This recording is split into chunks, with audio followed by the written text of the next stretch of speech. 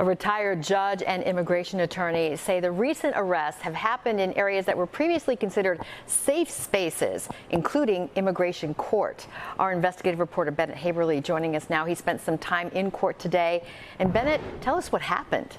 Yeah, Allison and Stefan, what we witnessed is what court insiders say is a change from the norm. What we saw appeared to be at least 6 plainclothes agents, as well as a few in uniform. We are still working to confirm if any or how many people were detained specifically today. But those who work in and around immigration court here tell us they have witnessed increased enforcement efforts, including arrests, over the past 2 or 3 weeks. We were there as uniformed Department of Homeland Security officers entered immigration court Thursday in Chicago's Loop.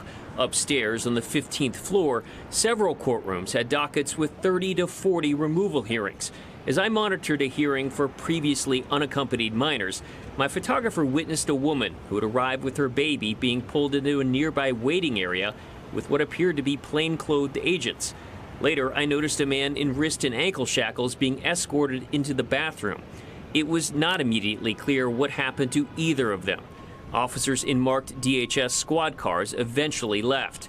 But court insiders, including an immigration attorney and a retired judge, tell NBC5 Investigates that immigration enforcement efforts have increased here in recent weeks. Our California colleagues at NBC Bay Area captured video of people being arrested at immigration court there just last week. The arrests are occurring when those facing potential removal hearings show up to court in person. Retired Judge James Fujimoto says the takeaway is that ICE is now arresting people in new ways. That is definitely a change from previous years. We simply did not see that. I certainly didn't see it on the bench, except in very rare instances.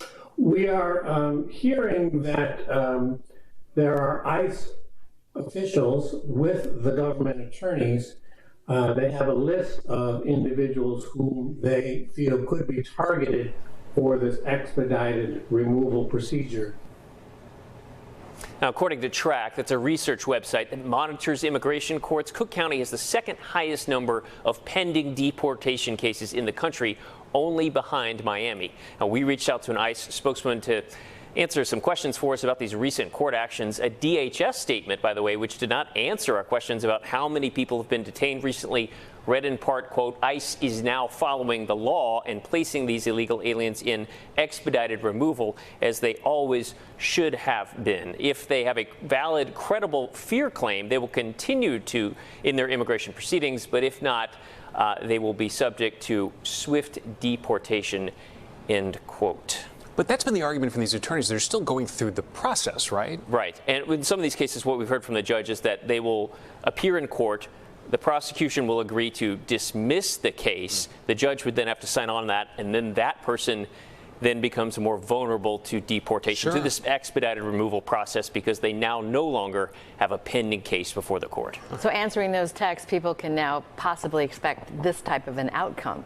Yeah, that's true. Okay. Yeah. Thank you. Bennett Haeberle, thank you so much.